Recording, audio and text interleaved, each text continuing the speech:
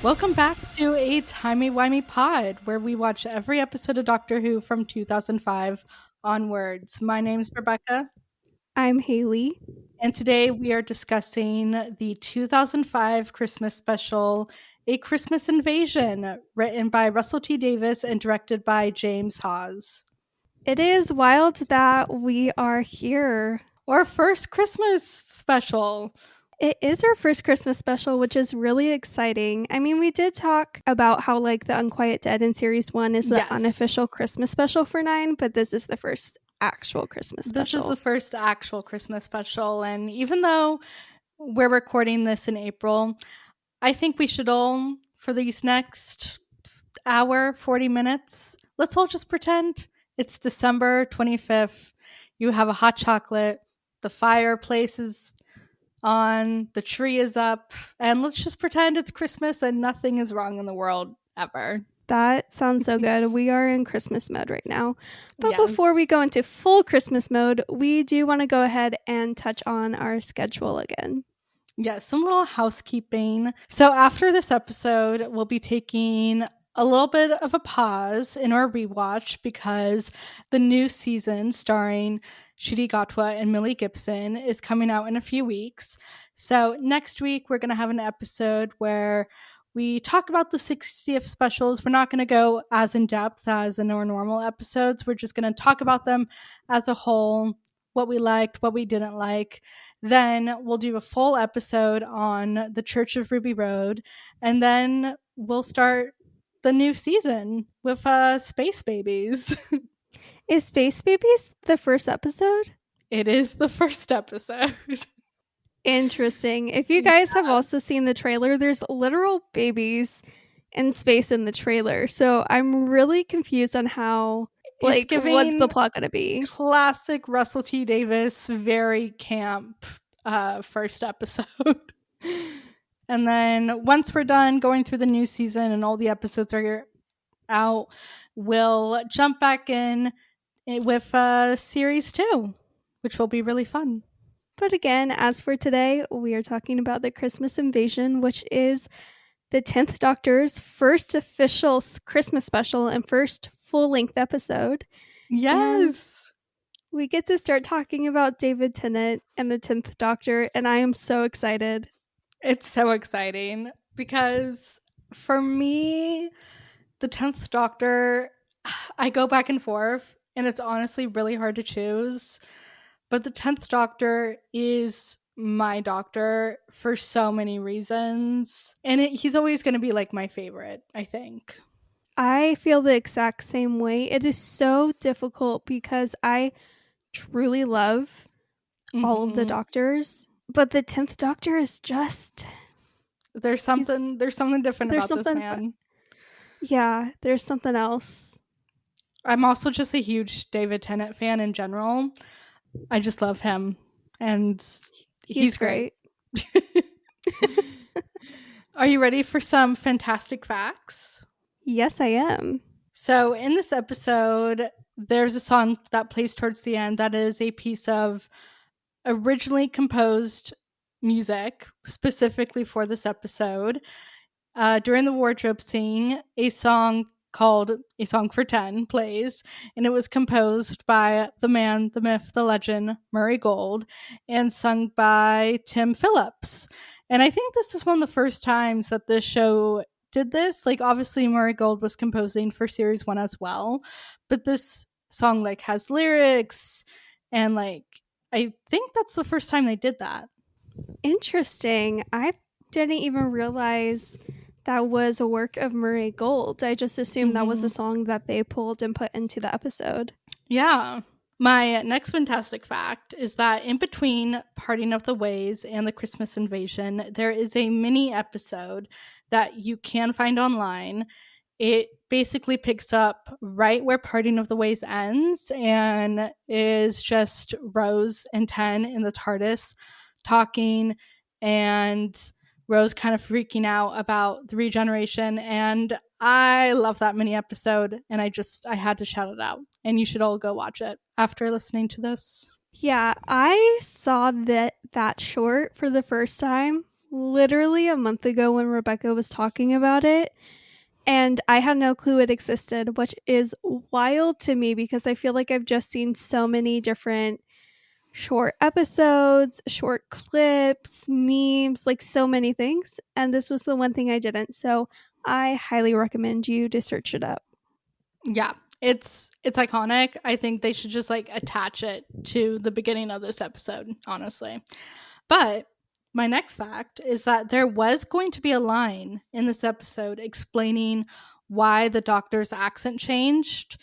And basically, the line was going to imply that the doctor imprinted on Rose's accent. And that's why they both have more like, I don't know what you would call that accent. I was going to say, what? Yeah. But they ended up cutting it from the episode. I have heard that theory and I have gone down that rabbit hole train of thought before thinking about future doctor incarnations. Mm-hmm. I don't think it was ever confirmed for future doctors, but in my mind it was. And that's honestly really sweet, even though they cut it out of the episode. I know. It is sweet. All right. Are you ready to jump into the episode? Yes, I am. So we start and we see poor Jackie. She's getting the house ready for Christmas. And it's so sad. She has this gift for Rose, even though she doesn't know where Rose is. And I realized watching this, Mickey and Jackie haven't seen Rose since she flew off in the TARDIS in Parting of the Ways. Yeah, I was going to ask you. I could not figure it out because nowhere in this episode or at any point in the future do they ever touch on how long exactly it was between Parting of the Ways and the Christmas invasion and for Jackie and Mickey. I know. I wish they did. I'm assuming it was at least maybe a couple months, maybe a couple weeks. It had to have been at least a couple of months purely because Harriet Jones was nominated as Prime Minister while Rose was gone. Yeah, you're right. And then we see Mickey and the Christmas song that's playing in that scene with Mickey in the garage. I don't know what it is, but that song has a grip on Doctor Who Christmas specials. I think it shows up in like 3 other Christmas specials. I don't even remember what the song was. The song that's like Red-Nosed Reindeer, the Rudolph song. Oh, that one. Oh my gosh, You're right. It shows up in so many episodes. And then Jackie and Mickey both hear the sound of the TARDIS coming. And what I find really comical is that only Jackie and Mickey notice the TARDIS as it's crash landing. There's fully people in the background of the scene just walking by. Yeah, there's like a van going that the TARDIS either hits or nearly hits. I can't remember. And no one notices but Jackie and Mickey, which is really, really funny to me. Yeah. And I just want to set the scene, okay? Picture this. Russell T Davies gives you your dream role that you've always dreamt of and says, okay, so for your first episode, you get to say Merry Christmas and then you get to pass out cold. Cheers. And then just Billie Piper is just taking care of you for half the episode as you just lay there. Imagine? I know, for being the 10th Doctor's first official episode, it's very weird. Like they wouldn't have this episode today at all. You wouldn't have the brand new Doctor like out of commission for over half the episode. No, it's so wild. It's so funny. Also, I love seeing David in Nine's clothes. It's just like scratches something in my brain, and it's very funny and silly to me. No, it's so silly. And I love the scene of him coming out of the TARDIS, and he's like, very 10. And Mickey and Jackie just have no idea it's the Doctor, and they have no idea what is going on. And then Rose is like, that's the Doctor. And Jackie and Mickey are like, no, it's not. Are you okay? Because last time we saw you, you were flying off. And then we just kind of go back to the Tyler apartment, iconic. And they have the doctor in some nice little PJs, and they're taking care of him while he's kind of passed out most of this episode. And I love when Jackie's like, why can't we just take him to a hospital? And Rose pulls out the classic. It comes up in every sci fi movie and TV show. There's always a reason they can't go to the hospital because they're worried they're gonna be dissected and tested. And that is like such a concern in every sci-fi show and movie that it's kind of funny. Like, why is everyone concerned about this? Like, when have we ever heard of someone being like kidnapped and dissected? I guess we wouldn't hear about it. I just think the dissection trope is really funny because it's always mentioned, and it makes me laugh. I love Rose making sure that like both his hearts are working. I find that so sweet. Like, she doesn't know what else to do except just make sure they're both still working. And then, well, after she checks out 10, she sees on the telly that Harriet Jones is prime minister and talking about the Guinevere 1 space probe. Yes, but right before that, she and Jackie are kind of having this conversation, and Rose is kind of freaking out, and she's like, I thought I knew him. Like, so what do you think about Rose's kind of emotional state and her kind of breaking down at different points in this episode over the doctor's regeneration? I have a few different thoughts. Okay. One of those thoughts is that I feel like it's perfectly reasonable. I feel like it's realistic too if someone you love and someone you've been going on adventures with and traveling with for a while completely changes and you had no clue until it was happening. Of course, you're going to be emotional and having a really difficult time. That being said, I do feel, and there's a moment later on that we can touch on when we get closer to that, where she has like her probably biggest breakdown. I just feel like some of her breakdowns in this episode are out of character. She just loses all of her hopes so quickly in this episode. And I don't know. I don't know if she was written to be emotional and having a difficult time to kind of relate to all the viewers watching this Christmas special who had just experienced Chris's regeneration. Right. So I don't know. I have very mixed feelings where it feels realistic, but at the same time, I feel like it's a little bit much. I don't know. What are your thoughts? For me, I think it's perfectly valid, her emotions. She had no idea that this was something the doctor could even do, completely change himself. Everything happened so quickly from her perspective. Like, one moment he's there, he's Christopher Eccleston, and then the next, like, he's just gone, and now there's this new person. And I just think her breakdown is so valid, especially because of how close she and the doctor have come at this point in their friendship and everything they've gone through together. And because the doctor's kind of laid up, passed out half the episode, she doesn't really get any explanation. She doesn't know really what's going on. All she knows is that the person she cared about is gone, but not gone.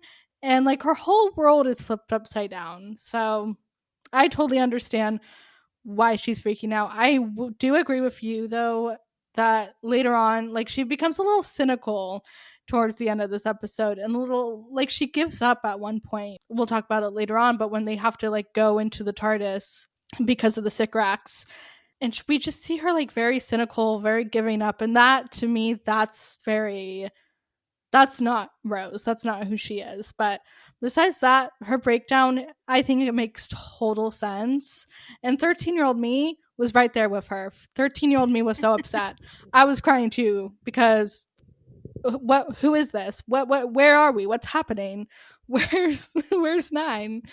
But even now, I think her emotions ring true to me. Yeah, you hit the nail on the head. It's not, for me, it's not the emotions and not her breaking down. It's of her losing hope towards like the end of this episode and kind of losing that gusto that she previously had. But we'll get more to that when we get there. going back to the Guinevere space probe. Okay, I know the guy who created this was like, okay, I want to make sure that wherever this ends up, whoever might come across it knows it's of human origin. So, like, let me just put a plaque that we're, the human race, and let me put a vial of blood. Why the blood? Why? Plaque? Okay, plaque makes sense. Blood? Maps, why? Photos, music, sure, fine. Why are you putting in a vial of blood? Also, not his own blood, some random person's blood, because we know it's not his blood because he doesn't end up going to the roof. So, like, he just put he in doesn't some have A random positive blood. Yeah. Like, oh my gosh, guys. I mean, we're all reminded every day of how humans can be stupid, but in this episode, it's another reminder. Why, dude? Why? Going back to Harriet Jones, I love that Harriet Jones is in this episode. I love seeing her again. I love seeing her as prime minister. And Jackie even says that, she's making more money now that Harriet Jones is prime minister and that Britain is in its golden age, which Nine said would happen back in World War III. So it's kind of cool to see it all come full circle a little bit. It is, and I just love Harriet Jones so much as a character. Anytime she pops up in Doctor Who, it's a great time. Yeah. And then Mickey and Rose go do some Christmas shopping. Rose wants to get Jackie a gift. And Mickey makes me so upset in the scene. First off, he's complaining about Rose telling like stories from the TARDIS. Okay, sorry you don't want to hear about her traveling through space and time. I do. Like, she's not telling you about some cruise she went on. She's telling you about going to different planets and time. And he's like, oh, your boring TARDIS stories. He just doesn't want to hear about the Doctor because he's jealous.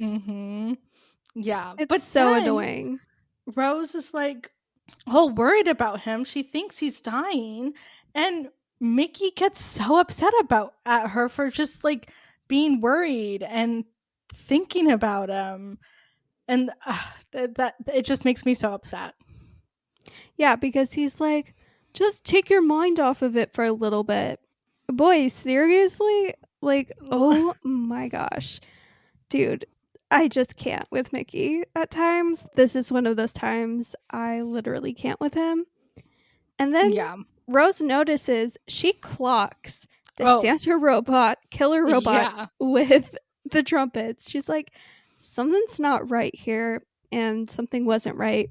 Turned out they were pilot fish coming after the Doctor because while he was sleeping, I don't even know how you describe it, bursting with regeneration energy. Yeah, that is so much better and more eloquent than what I was going to say. I was going to be like sighing, regeneration, glowing energy. I have half a brain cell tonight. Me too. There is while Rose is kind of noticing the pilot fish, there's this line, you only really notice it if you have subtitles on, but Mickey says that he and Jackie have dinner every Sunday together, and I just think that's so sweet. But yeah, they have to escape from the pilot fish who start like shooting at them, and they get back to the apartment and notice there's a whole new Christmas tree.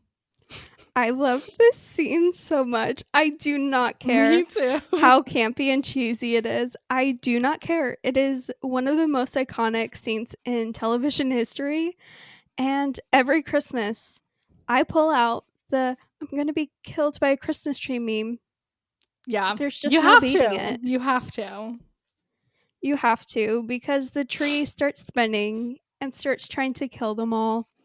And completely destroys their apartment. Yeah, like it destroys it.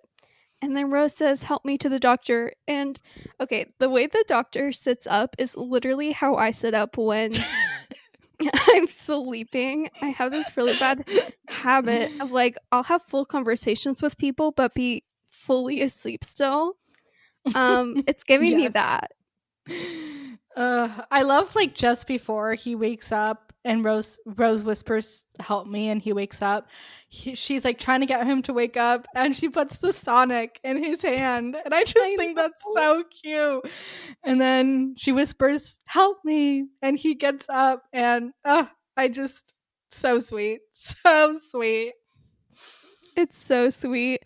I also love how, like, as they exit the flat to see where the pilot fish are as he, like, sonics them away, I love how we get the scene between him and Jackie where Jackie's like, "What do you need? What do you need?" And she's, like, listing off all of these things, and he's like, I need I need you to shut up." And she's like, "Oh, he hasn't changed that much." Exactly.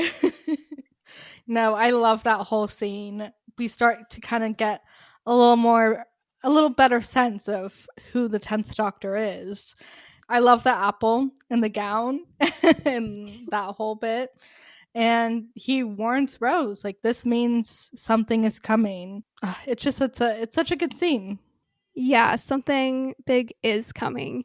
And something I really, really enjoy about Russell is that he has this world building aspect in each of his seasons of news reporters all around the world. And I just love that adds to the world building. And in this story, this specific episode, because we find out that the probe landed on a Sycorax ship instead of Mars. And that kind of kickstarts everything off in this episode.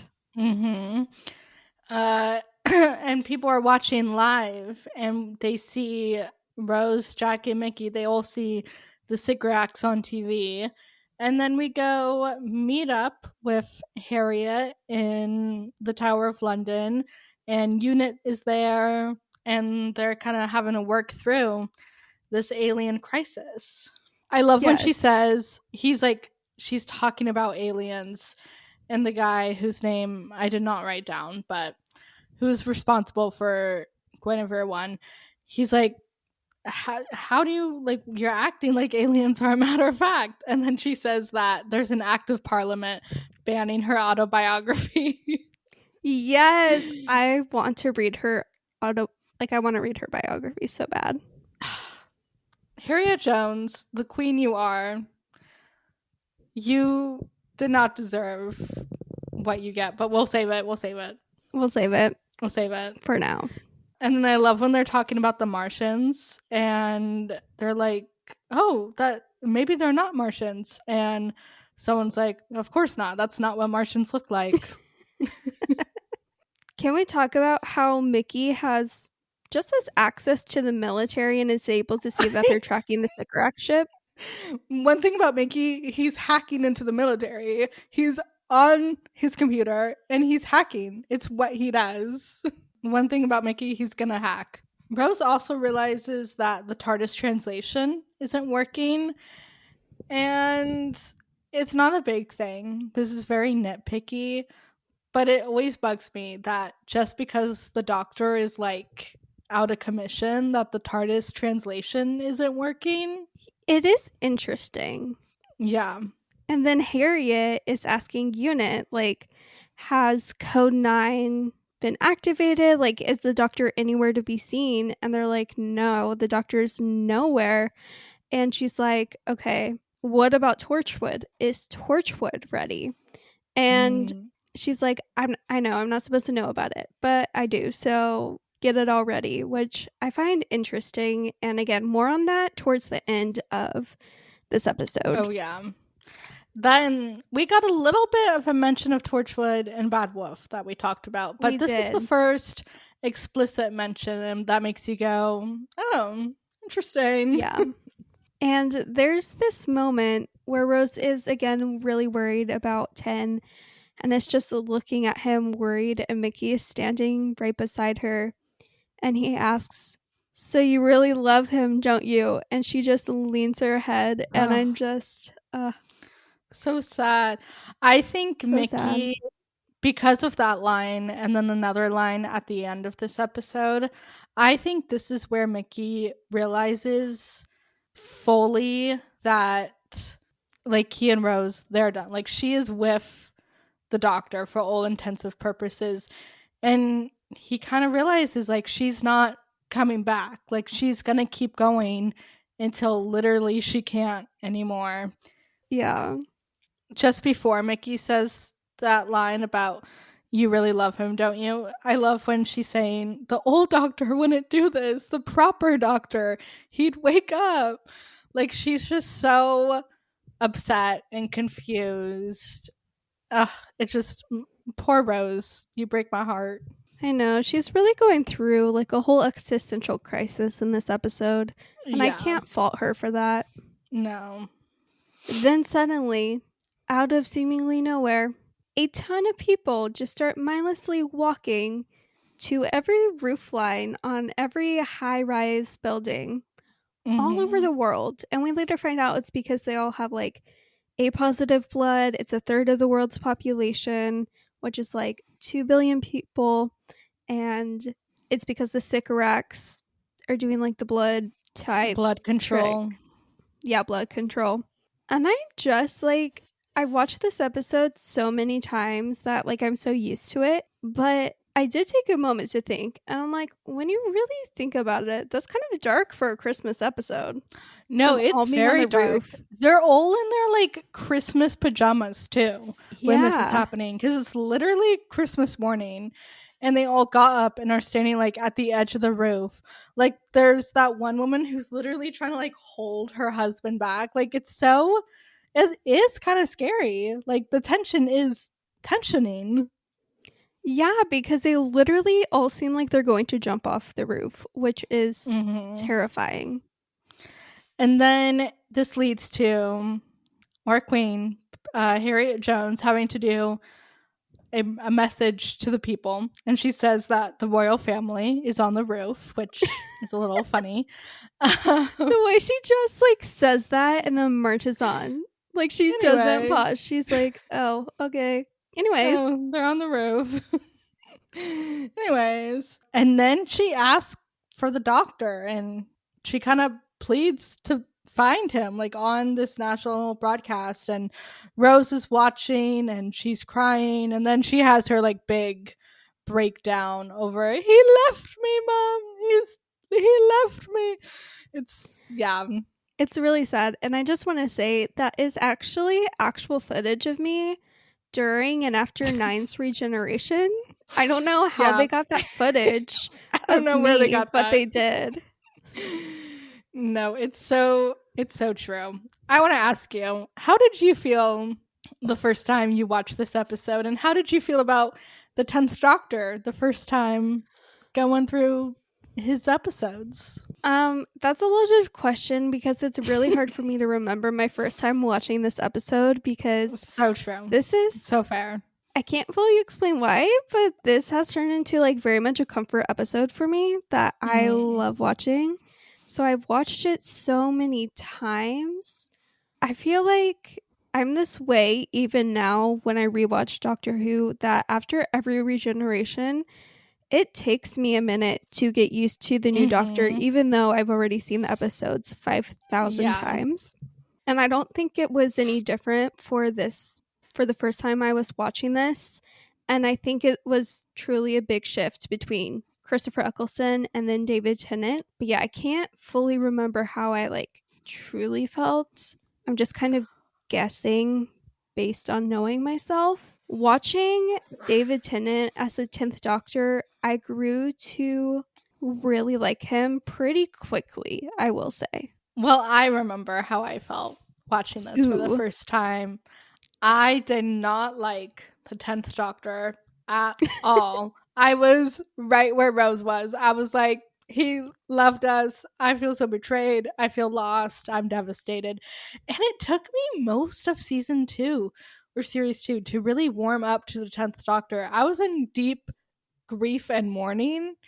And even now, sometimes I'll watch episodes in series 2 and I'm like, but even though the 10th Doctor is my favorite, the first time I watched this episode and most of series 2, I was not happy. I did not like it. But now we've grown. Now we're past it. I love David and the 10th Doctor, but at the time, not so much. That's so real. I feel like I was that way with the 11th Doctor and the 12th Doctor. I had a really difficult time with both of them my first time watching when they were on. But I really wish I could remember my original reaction and how long it took me to warm up to 10.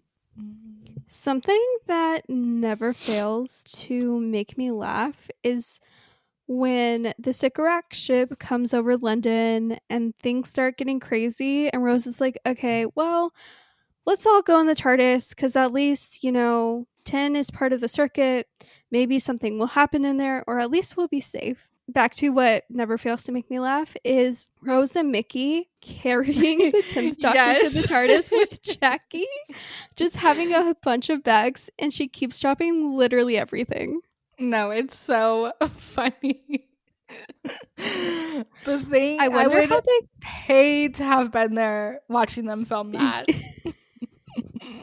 Yeah, I'm like, were they able to keep a straight face? Was it a case where they were all really annoyed and just wanted to get through it all? Or, like, I need to know. And David is just, like, playing this, like, limp, lifeless body. They're, like, carrying.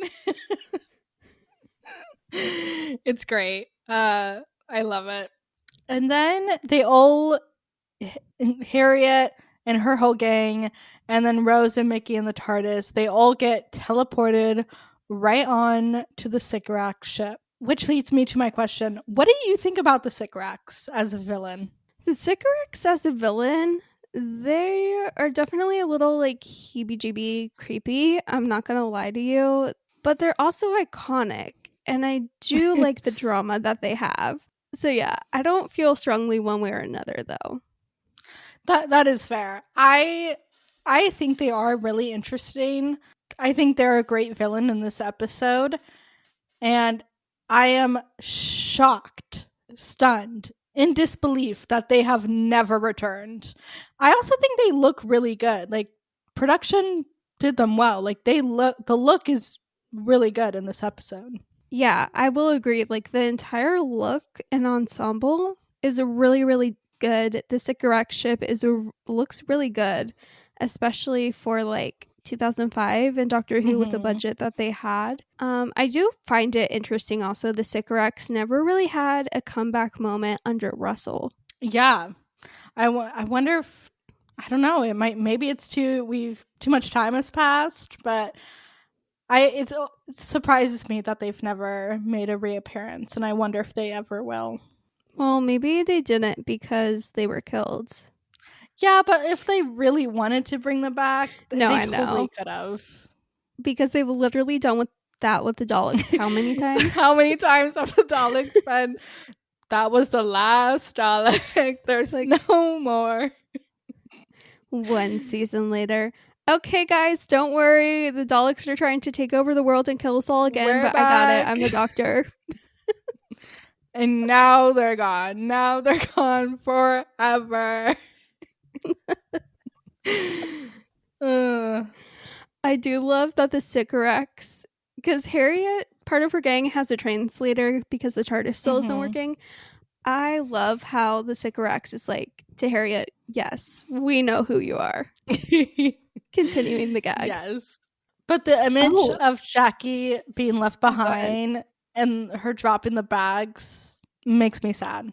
It's so sad because she left to get more bags and she left the tea in the TARDIS. Yeah. Also, does the TARDIS not have a kitchen? Like, did she even need to bring that food? The TARDIS has to have a kitchen. It has to have a kitchen. It has to. A moment I did want to say before, Rose and Mickey and the TARDIS and the Doctor all got teleported up to the Sycorax ship is that when they got into the TARDIS, Mickey was asking Rose if she could fly it. And Rose is like, no, but she did references that she could at one point. Like, she did fly the TARDIS at one point before, but she can't now. She says it's like it's forbidden in her head, and if she tries again, the universe will rip in half or something, which I find really interesting. So I'm like so curious between parting of the ways and this moment in the Christmas invasion. Like, did Rose start remembering bits and pieces? because she really had no clue anything that happened in Parting of the Ways. She just remembers hearing a singing sound. I think maybe it started coming back to her. Like she remembered going home and then opening the heart of the TARDIS, but I don't think she remembers being Bad Wolf at all, Oh or no. that moment with Nine, unfortunately. But I was struck by the same line you were, that it was like wiped from her head and now it's kind of forbidden. So my head canon is that the doctor, when he like took the time vortex out of her, he like left this like thought message that like she couldn't do that again or like the universe would implode, and like he completely wiped it to kind of protect her. Wait, I love that headcanon because that is totally something he would do. Yeah. I find it really cute that, I mean, the moment Rose's like discovers she's on the Sycorax ship is not cute, but the moment where Harriet hugs Rose is really, really I know. cute. I love their reunion. And then the Sycorax need a challenger. They need someone to represent Earth.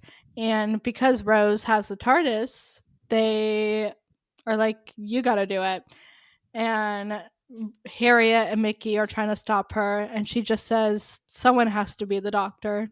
And I just want to say, Rose is really, really brave because the Yeah. scene of each Sycorax looking at her and her having the weight of the literal entire world on her shoulders, and the doctor is in his TARDIS passed out.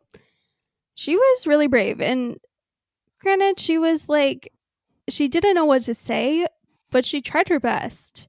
She was referencing everything she possibly could think of, which would be way more than I could do in that moment. I would probably just freeze and then I would be killed. So it's a really good thing I that love how Rose her was whole put in that defense. position.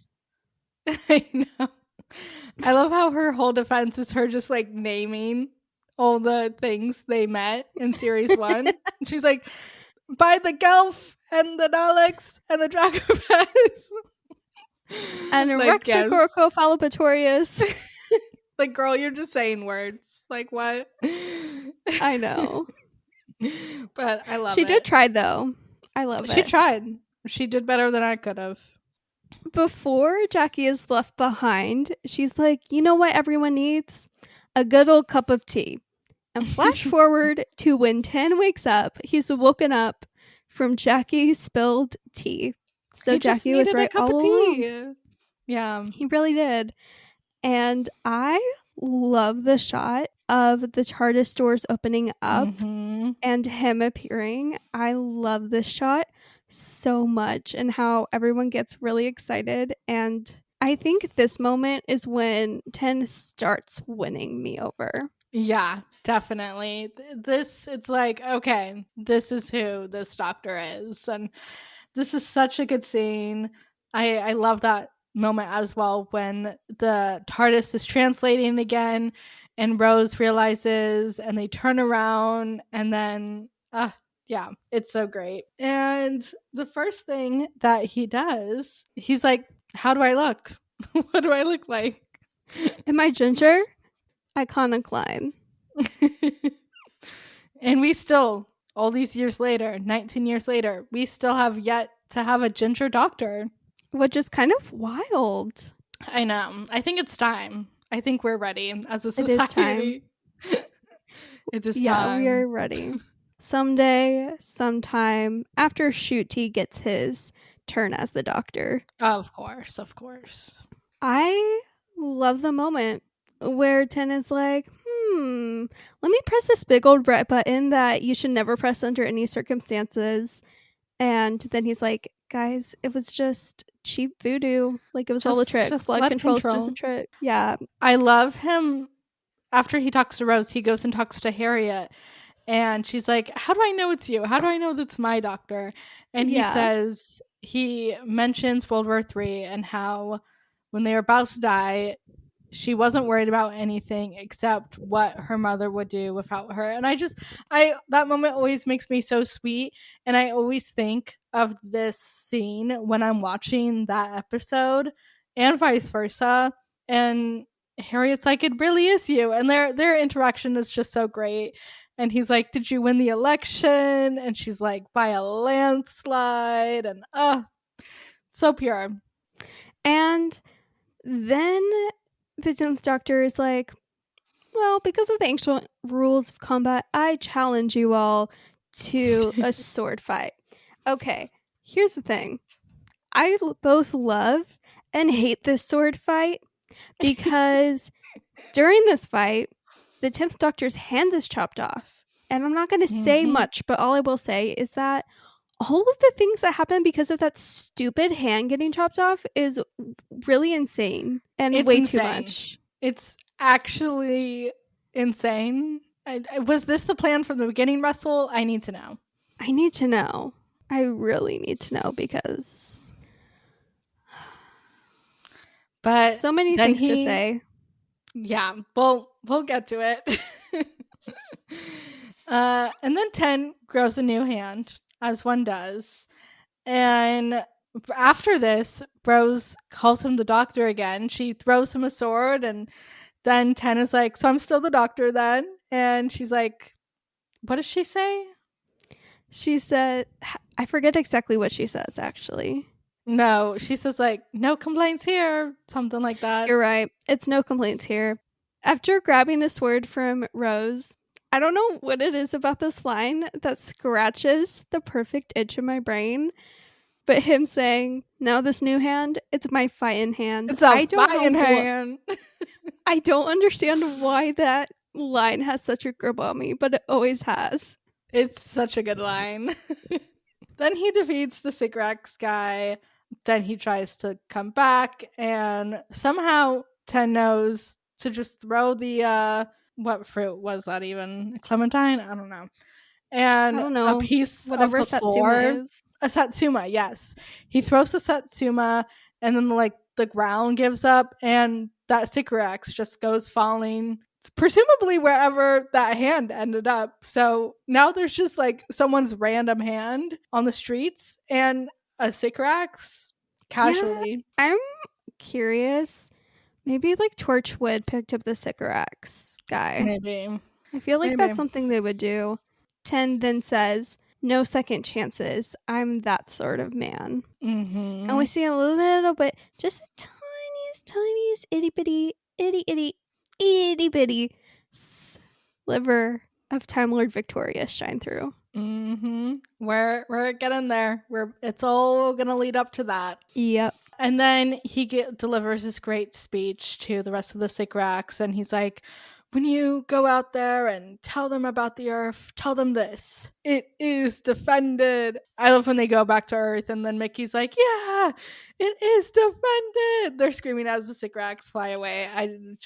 That moment is so cute.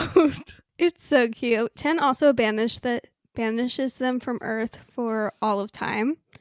Mm-hmm. And I love when they're all back on Earth and hugging each other, and they're so happy, and it's just so cute. They're all celebrating. Yeah, and then he tells Harriet that Earth is getting noticed more and more, and then Harriet receives the Torchwood message, and she decides to tell them to fire at will and kill the Sycorax. Mm-hmm. And they basically destroyed the ship completely. It becomes just ash and rubble. What do we think of this move, and what do we think about what the Doctor does? Okay, I think we should say what the Doctor does and then get into it, because the Doctor figures it out, and that's when he's like, I can bring your government down with just one word. And Harriet is like, you're a clever man, but I don't think even you could do that. And he's like, actually, you're right. Not one word, 6. Just 6. And then you can tell she starts getting scared because she knows, like, oh. Yeah, and he whispers to Harriet's right-hand man in that moment and says, doesn't she look tired? I have so many mixed emotions over this whole scene, because him specifically saying that, doesn't she look tired, is just so, it's so crazy. And it low-key like foreshadowed so many moments in politics. Yeah. So I have a lot of mixed feelings about this entire thing. Yeah. And it's really interesting because I find myself on opposite sides of the fence each time I watch this episode, and sometimes in the middle. Sometimes I'll be on Harriet's side, other times I'll be on Tin's side, and other times I'm like, okay. So Harriet tells the doctor, she's like, hey, you were out of commission for most of this ordeal. What's going to happen when you aren't here to defend Earth? Like, you're not going to be here all the time. We have to defend ourselves. We have to show them that, like, hey, we can't be conquered. So there's that aspect of it that I can fully understand. And then there's Ten's aspect of it that he doesn't want anyone to die, even if they're aliens with bad intentions. And I think his main problem is that, like, it was done. They resolved it. Like, the Sycorax were leaving, and then, like, she basically stabbed them in the back. And I think that her doing that, like, that's objectively bad. But I think overall, her idea behind that decision isn't wrong. Like, she's right. There I are agree. other aliens coming for Earth, and the doctor's not always going to be there. Yeah, I fully agree. I think it was a really jerk move, the way And he went about it. even though what she did was really terrible, I think Yeah. him bringing her down in that way is just, oh, it makes me so upset. And I hate it, especially because she was like such a good prime minister. She knew everyone's names. She made people coffee. Jackie said she was making more money. Britain was in a golden age. And the next prime minister we see, no spoilers, is no Harriet Jones. Yeah, no Harriet Jones in the slightest. And I think the whole problem is that Tin just had a moment where I don't know, honestly. It's such a mixed bag. Like, what Harriet did was wrong. Like, I don't No think it second was chances. I don't think it was necessarily an ethical choice, but her reasoning behind it, like you said, makes full sense. And yeah, I just hate the way it was written. Like, I hate the way the doctor went about it with Yeah, Harriet. me too. It's very dark, icky. I just I hate it because I hate it so much Harriet Jones because, is like, not a bad person, and no, those 6 words completely destroyed her life. they did. They did. And the doctor was a man she loved working alongside. That And she respected and that she yeah, was trying to do better because of him. She was trying to make Britain better and more like science based and like looking ahead, and she was yeah, yeah, yeah, it's sad for sure. yeah. Anyways, enough about us being sad over a fictional prime minister. Then we get the cutest little Christmas montage and Christmas dinner. But before that, we see Ten in the wardrobe in the TARDIS, this big, beautiful wardrobe that we never get to see again. And he's picking out his new outfit. A song for 10 is playing. Everything's good in the world. Rose and Mickey are carving a turkey that Jackie somehow had time to make. Love that for you, Queen. But Yeah, I love this whole Christmas montage so much. I love the scene of Tin and Rose and Jackie and Mickey all at the table with yeah, Christmas dinner with their crowns, and they're just so happy. And Tin is in his official outfit with his hair, and they look so good together. And it's like the best montage. I'm sorry, it just is. I love when he walks in with the whole new fit and he just stands there smiling, and Rose looks at him and smiles back, and then they're doing the Christmas cracker thing and he gets it, but he gives it to her cuz Yeah, it's so cute. It's so pure. I love it. I love it so much. And then we see Harriet Jones on the TV, and she's already getting asked, like, "Are you fit to Stepping serve down. office?" And she's like, "No, like, out of any day, like, no, we're not." And this is the first time we see him pull out the glasses. I realized. Yeah, I realized that too. I love it. Love the glasses. I do too. I do love how it ends with, yeah, I know it's not real Mm-hmm. snow, it's all debris from the Sycorax ship, but I'm just gonna call it snow. I Yeah, love the ending scene where they're all me outside and too. they're outside the TARDIS, and at the very end, oh my gosh, they're so cute and awkward when the 10th Doctor is like, "Do you still want to travel with me?" And Rose is like, "Okay." And then they hold hands and go in the TARDIS, and it's just so cute.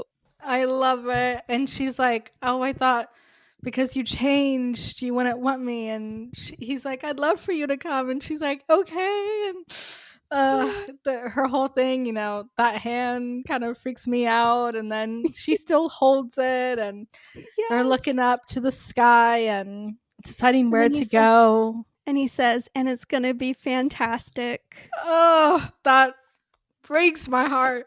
Don't do It that to hits. me. It hits so deep with the Uh, music. Ugh, so it's so good. good. Now, It's we won't get into ranking the Christmas episodes oh here, no. but overall, where does this fall for you? Like, is this one of your favorite Christmas specials? Is this one of your least favorites? Is it in the middle? Do you watch it every Christmas? Tell me. It's definitely top 3 for me. I Mm, ranked all of the Christmas specials at one point, and I don't remember all of them at the current moment. So that's why I can't be like, this is number 1 or number 2. no. Top 3 for sure. It is a comfort episode, even with its flaws and even with like the Harriet Jones plot. I still love it very much, and it is one I will watch every Christmas if I'm in the mood. It's definitely an episode I go towards. Mm-hmm. I usually will watch at least a few Christmas specials during the holidays. There's one that I will always rewatch, but we'll get to that. And this is definitely one that I rewatch a lot because it is. I'm not sure where it lands in my ranking either. I'll have to like sit down and think, but it is one I love. It's major comfort episode vibes. Mm-hmm. It's fun to rewatch. You got 10, you got Rose, you got Jackie, Mickey, the Sycorax, Harriet Jones. It's David's first full episode, so yeah, I love going back and rewatching this episode. Me too. So, Rebecca, what do you think is the heart of this episode? For me, there's two. Haha. um, but first I think it's Rose kind of coming to terms with this major change. She at one point totally believes that her doctor is gone forever. And we kind of see her grappling with that and grappling with trying to accept that and accept that the person she cares about is gone. And then she realizes he's not gone. He's just a new doctor. And so I think that's a big part of it. And also, like, us as an audience, we're kind of going through that same thing. We're learning about this new doctor with her, and the 10th doctor is also learning about himself. Like, he says, "I have no idea what kind of man I am." And this episode is all about figuring things out, accepting change, and realizing change isn't always a bad thing, which is And you something can we as Doctor Who fans have a really hard time with. We hate change. we do. We really do. It's a problem. hmm What do you think the heart of this episode is? I fully agree with you. You put it perfectly. All right, are you ready for some reviews of the Christmas Invasion? I am. Okay, so overnight ratings for the episode gave a peak viewing audience of 9.8 million viewers and an average of 9.4, which is the second highest rated program of the evening behind EastEnders. This Wow. episode was the highest rated episode of the 10th Doctor era, with final ratings at 9.84 million up until Voyage of the Damned, which Whoa. achieved an audience of 13.8 million viewers. Christmas Invasion is considered one of the best Christmas specials of the show, and in 2014, over 7,000 readers of Radio Times voted The Christmas Invasion as the greatest Doctor Who Christmas special. And that concludes the brief reviews. Yeah, I do feel like we all kind of enjoy this one. Like, I'm sure she has her haters, but how can you not like this episode? Anything else we needed to say before we wrap things up? No, I believe that is it. So we will pause right here at the Christmas Invasion. And again, next week's episode, we will be talking a bit about the 60th specials and maybe a little bit more about the future series. And then we're going to talk about the Church on Ruby Road. So thank you guys so much for listening to our first Christmas special episode. I hope you all enjoyed it. You can send any thoughts, questions, comments, fan fictions, fan edits to timeywimePod@gmail.com, and feel free to send anything our way to our Instagram and TikTok at a timeywimePod for both Instagram and TikTok. And also don't forget to follow us here on whichever platform you listen to us on and our social media. And since you're here, give us a rating if you feel so inclined. That would be fantastic if you could. Thank you guys so much for listening. We'll see you next week. Bye, guys.